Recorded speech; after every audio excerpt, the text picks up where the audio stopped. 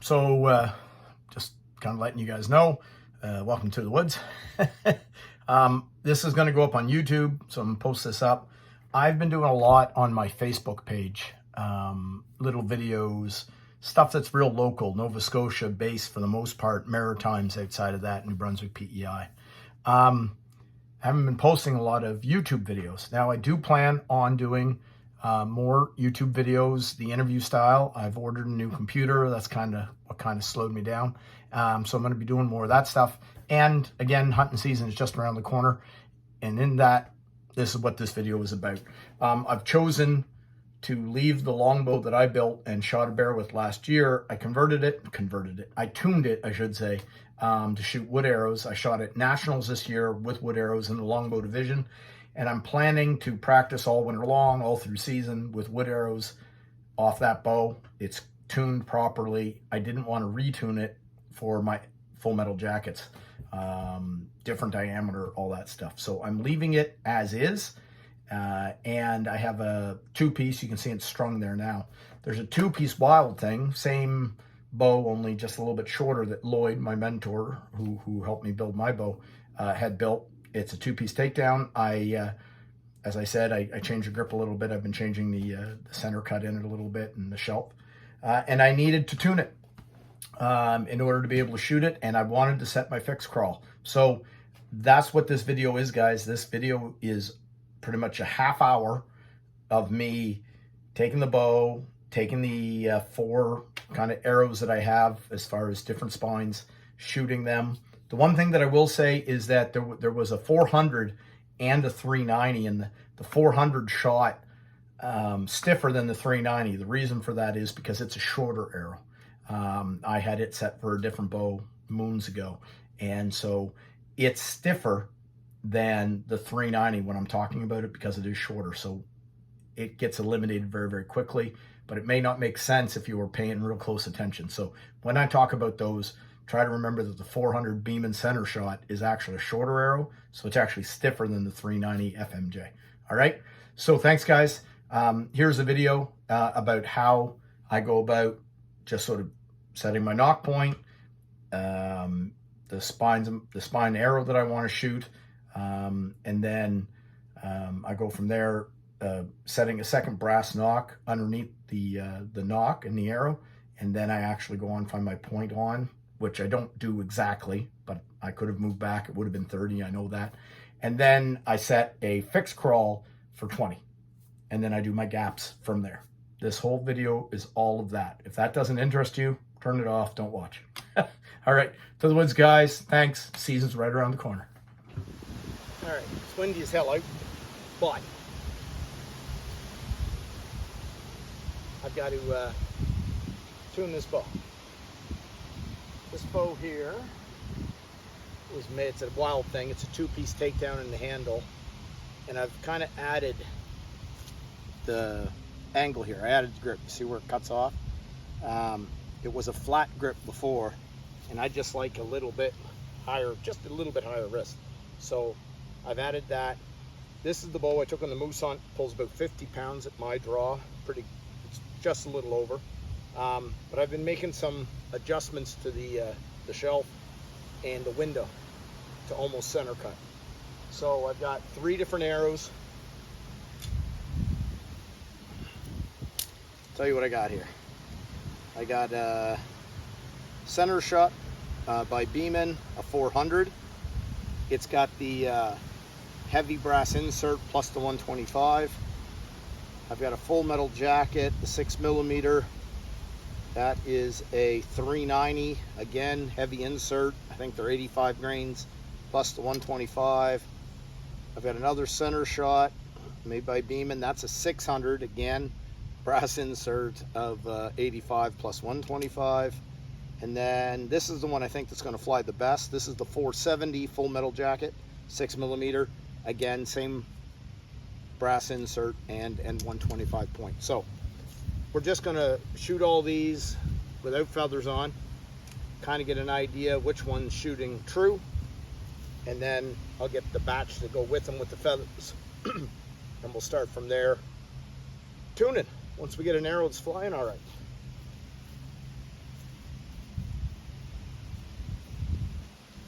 I don't want to shoot from very far away, about 10 feet.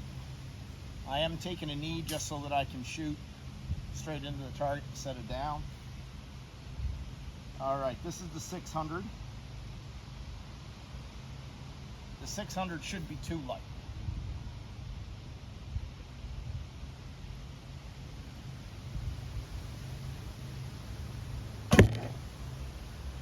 And knocking point isn't good.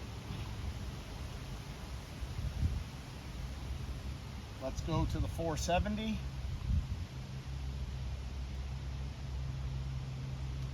We might have to play with the knocking point before we get a better idea of this.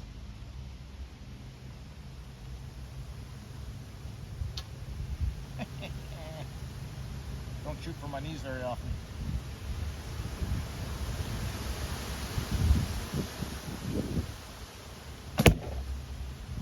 Oh, that shoots pretty good. All right, then we got the 390. This one's going to be close to that 400.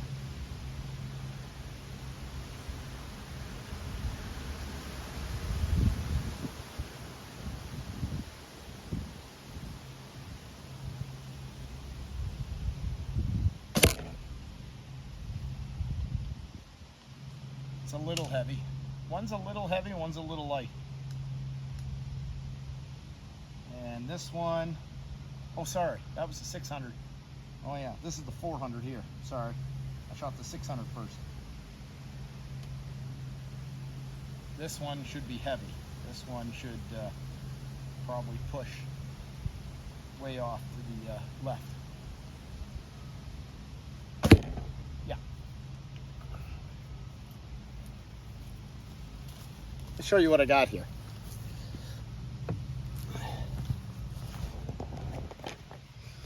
That way you know there's no fooling around. All right, so this one here, that's that Beeman 600. It's junk. It doesn't fly well at all. You can see that the 400 is too stiff. Not going right. It's a left-handed shooter. Those two,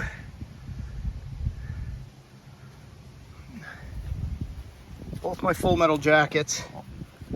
That one is the stiffer one, and that one is the lighter one. So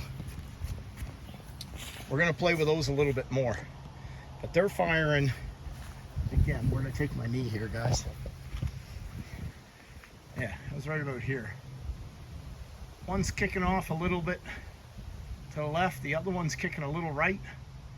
Somewhere between those is a hell of an error. We'll figure it out.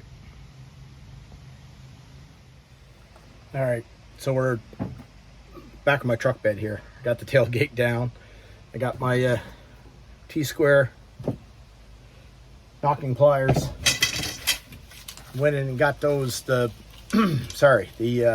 after shooting the ones with the fletching off, or just the quills, the 470s with the 125s were just giving me a slightly truer shot. But I was a little bit knock high. And I haven't measured this in a little bit. So let's measure it now. See where I'm at.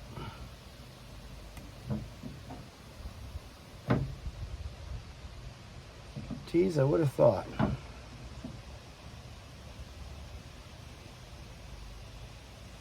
Might be a little high. I'm almost my half-inch high. Pretty close to a half-inch high. Let's see if you guys can. I think you guys can probably see that up from the shelf.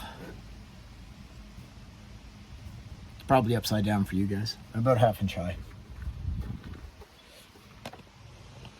Gotta drop that down a little bit. Maybe bring it down a 1/16, maybe an 1/8. And then shoot it again. And then if I'm any better, we'll leave it like that. We'll probably put on a second knocking point. I like shooting a second knocking point. I'll show you guys why. As I'm doing all this today. Nice day, no rain.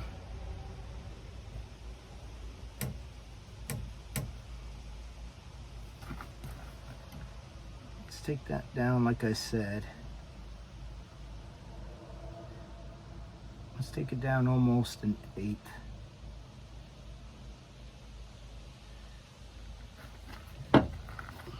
You guys can't really see what I'm doing, I know.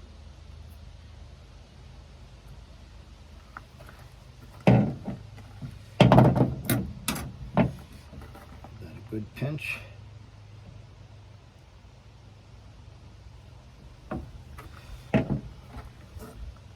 So I took it down an 1/8. I'll show you guys here.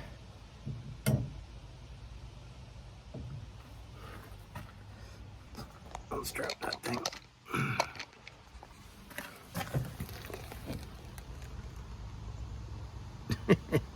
Let's flip yours around. All right, so there we are. We were all the way up above that long line there. And we've just dropped it down about an 1/8.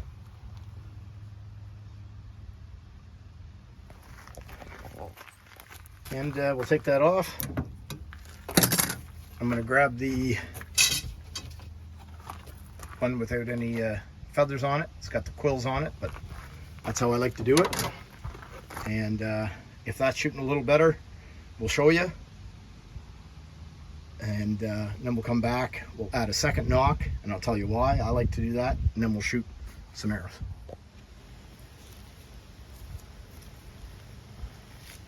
All right, so we've moved the knock point down about an 1/8. Same arrow that I shot without the feathers on it, but the quills are still on it. Shoot it from the same spot, see if we get a little bit flatter trajectory.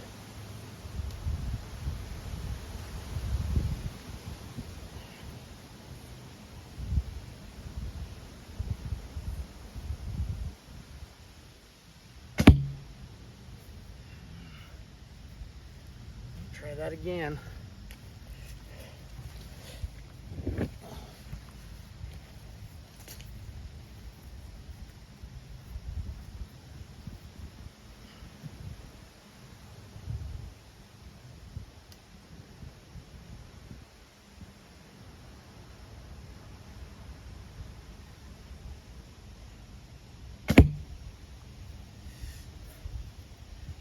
No, not liking it. Still kicking up.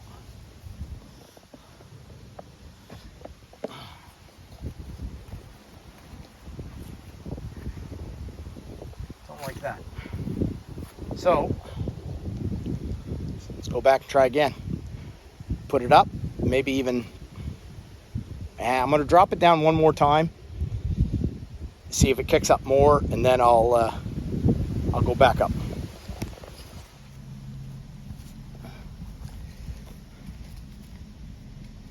All right, I've been back and forth a few times. Again, adjusting the knock. When I was a 1/2 inch high, I dropped it down an 1/8. That was a mistake. Because I dropped it down an 1/8, and what happens is when you're shooting off the shelf, if you're low, you're knock high, and if you're knock low on the string, your arrow rubs and it presents as a knock high in the target. If you're too high, it rubs and it knocks high in the target. And I went from high to high to higher. So I backtracked, and instead of dropping it down the full 1/8, I just dropped it down to 1/16, and it seems to be flying true.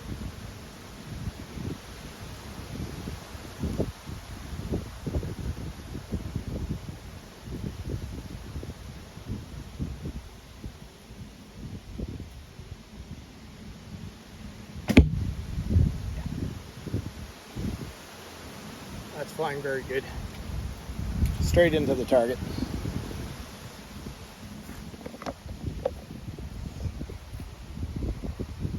And doing very well left, right from where I'm shooting. So what we're going to do now is we're going to go grab all the fletched ones, all the arrows that are back in the truck, and I'll explain. I'm going to put a second brass knock on here and explain why as I do it. All right, we're back at the tailgate. So we bought some extra nocks, and I'm going to put a second one of these underneath. So you take the nock of your arrow, you put it underneath your nock point on your string, and then below that I like to put an additional nock.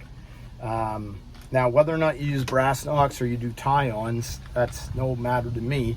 Tie-ons work just fine, and I could use them, but I do too much playing back and forth, and I've never had great success twisting the tied-on nocks up and down like some of the guys who do it really well do.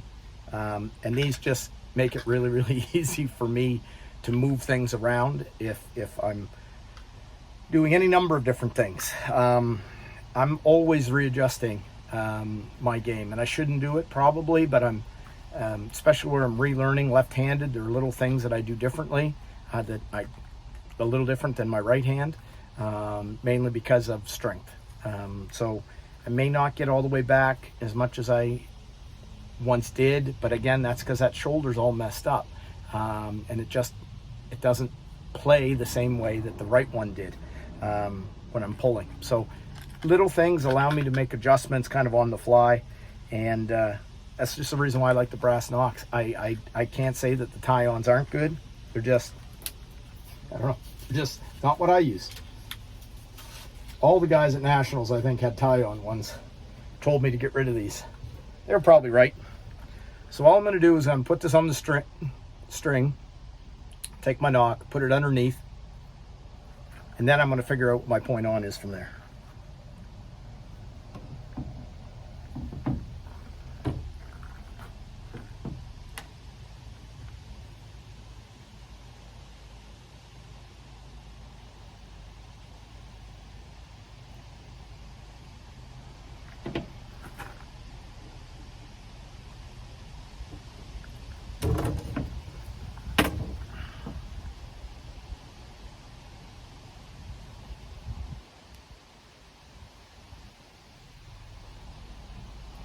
Here, crimped on. Put this on for a second. Use one of the feathered arrows for you.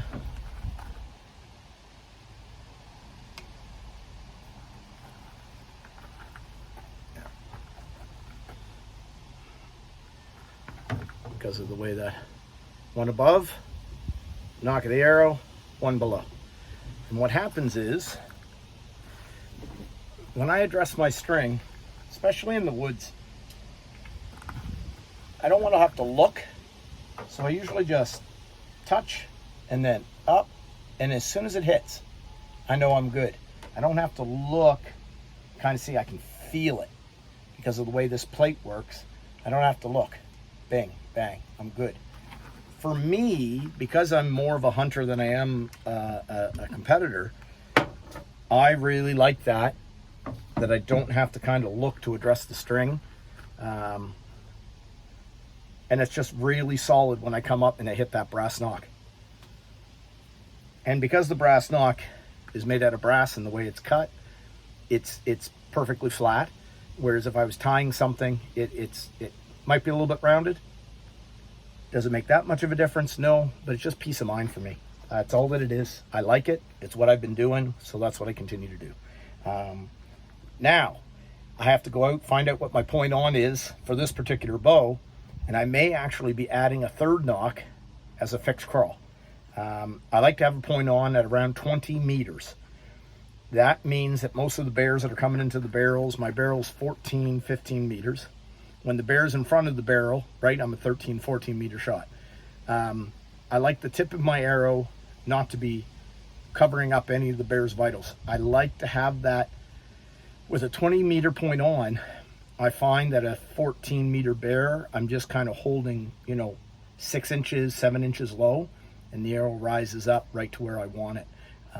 So just for me, it gives me the confidence about where to put the point of the arrow in order to make a good kill shot. And if I'm off by an inch or two, that's a legitimate shot, a good double lung. Admittedly, I've gone through the heart the last 2 bears that I've shot left-handed. I didn't get a bear last year.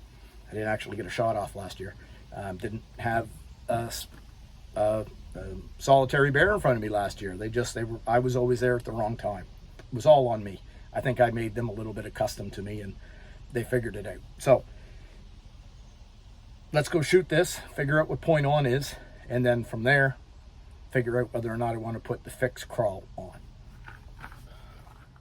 All right, so what the hell am I doing? This is what I'm doing. I got the camera in one hand, I got this on the other, all right? So when I look down my arrow, something like that, I want to be putting the tip of my arrow right on the target. When I let go, I want to be able to rise up and then come down and land in that spot. What I need to find out is, where is it right now? All right, I gotta be able to see this damn thing. There it is. I gotta figure out what that is. So I'm gonna do that from 20. If I'm high, then I know I have to step back to 25. If I'm still high, I got to step back to 30. So we'll see by putting the tip of my arrow on the target where I hit. We're going to start at 20 to see how things go. All right, I'm going to use my rangefinder, mark off 20. I know approximately where it is, but I want to be certain. And then I'll fire 3 shots, putting the tip of my arrow on the black spot inside the white. I think I'm going to be a little bit high, but we'll see.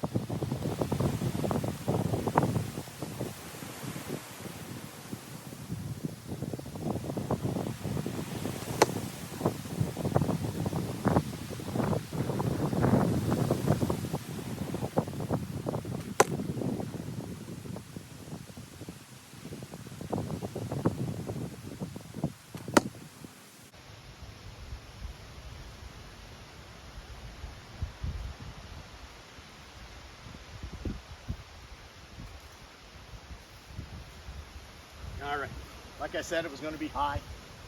It was higher than I even thought.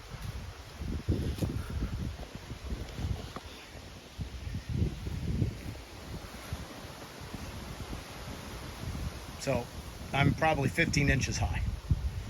So what that means is that my point on, based on just having shot this bow a little bit, being that high, my point on is probably closer to 30 meters, which would be great if I was going moose hunting. I would probably leave that just like that, and then that would get me a point on at 30. But because I got to have that almost halved for the shot that I'm planning to take for a bear, we're going to add a knock point until those arrows group better inside that circle. So let's show you how I do that. All right, we're just getting back here to the tailgate. We're going to take another knock point, set that down there, put my T-square on.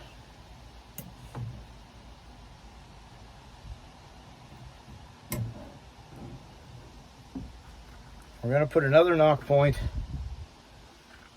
We're going to start as low as that T goes. Let me show you. All right, so when I was doing my knock point to see if my arrows were flying true, right? That's that top one. Then I put one on for underneath the knock because I like to come up and I like to hit it.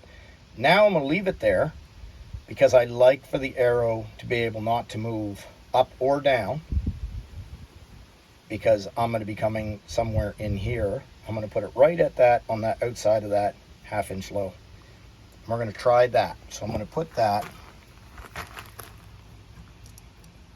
more or less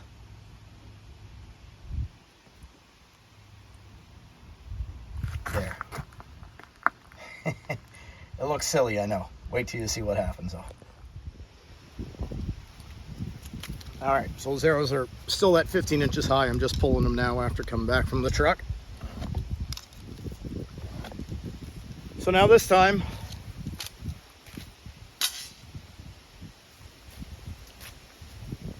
knocking the arrow in the exact same spot. But now I'm gonna come up, instead of addressing all the way up to this knock, I'm just coming up to this one. That's my fixed crawl.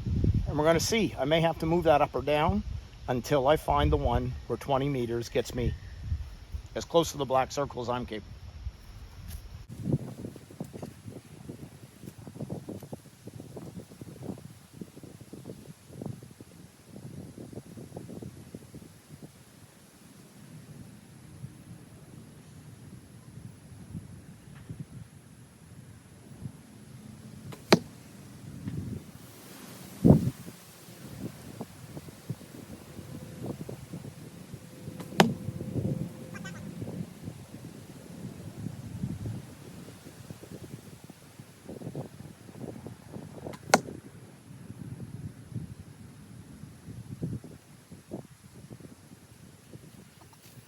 All right, this is gonna sound like an excuse. So 2 of them are in the circle, the other one ain't so good, but you saw one really kick because I plucked it. What's happened is, because I'm knocking or addressing and hitting that knock so low, the arrow's closer to my eye. And because the arrow's closer to my eye and I shoot with the cock feather out or index feather out, it's hitting my nose. And that was causing me some distraction. But I'm much closer, as you guys can see, to being point on at 20. That one there is the one that I plucked. That was my first shot. It was pretty clean.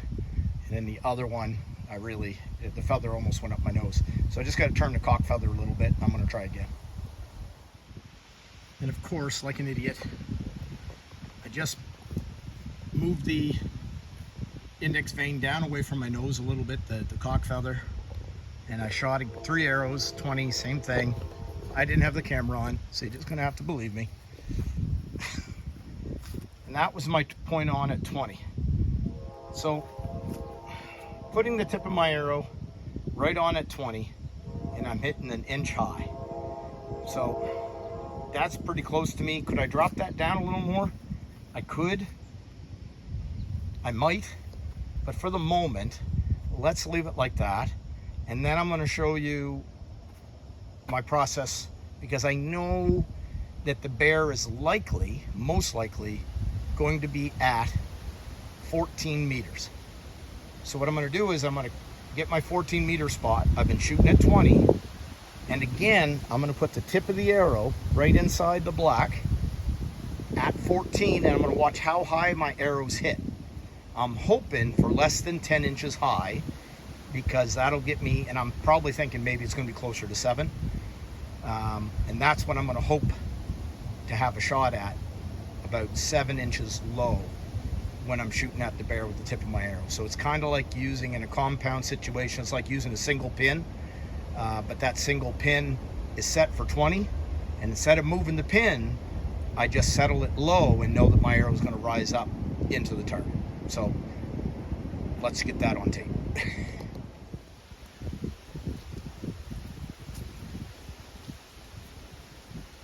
All right, so I went and ranged 14. I set my rangefinder down, came back at my arrows. So I'm going to see what 14 is, because that's what I'm most interested in. But if you've been following along with how I gap shoot, I will be also doing shots at 10, because that's my halfway point, and that should be my max gap. So I want to know what my maximum gap is with the fixed crawl, and all that's done is it's moved my point on. The arrow's still flying up and down. That max gap is important, because if I have a bear that comes in at 7, I need to be able to take that shot, and I need to know what my max gap is so I don't aim too low, right? So I'm going to do 14 to show you what I'm hoping for, and then I'll even do the 10 so that you guys can see what the max gap is on this particular bow with this particular fixed crawl.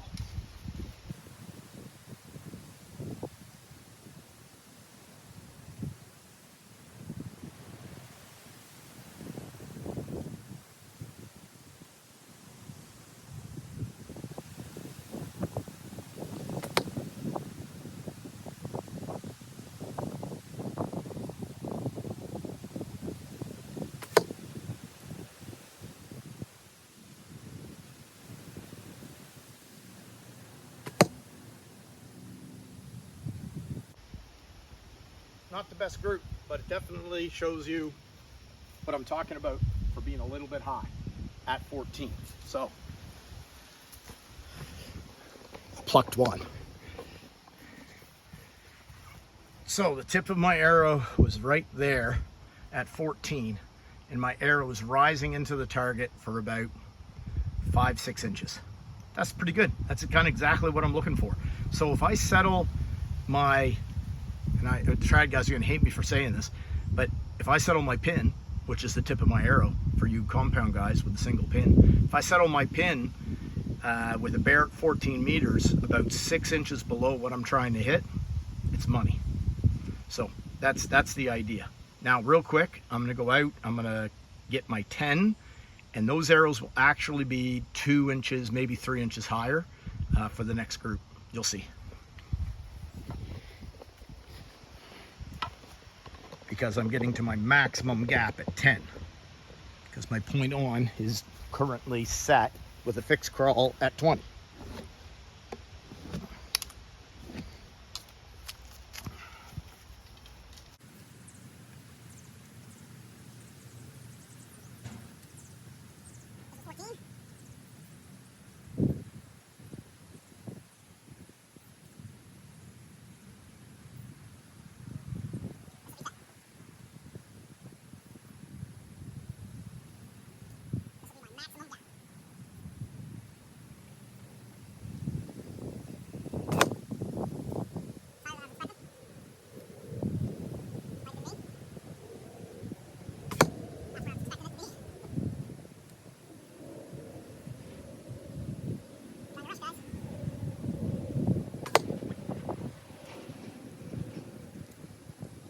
That first one was me. I didn't quite settle right, but it gives you the idea. All right, so there we are. I'll admit that one was not my best shot. I didn't settle very well, but these two here, they're closer to 12 inches. Maybe not quite, yeah, getting close. Now, probably closer to 10 inches, and I know it's hard to tell here. So the distance from here up to about here is about 10 inches. So that's not bad. 10 at 10. That's pretty good. That makes it real easy, 10 meters, 10 inches. And then what ends up happening is at 9 and 11, I'll be 9 inches low. At 8 and 12, I'll be 8 inches low. At, you know, and it just keeps working back by 1 inch increments. It just works out really well with this particular setup. It was pretty much exactly the same thing last year when I was playing with this bow, although I hunted with my other longbow that I built myself. This one was built by Lloyd, so it's pretty much spitting them out almost identical. So 10 inches at 10 meters is my max gap. 1 inch less for every meter I get closer or further away from 0 to 20. So I'm set for hunting season, boys. To the woods.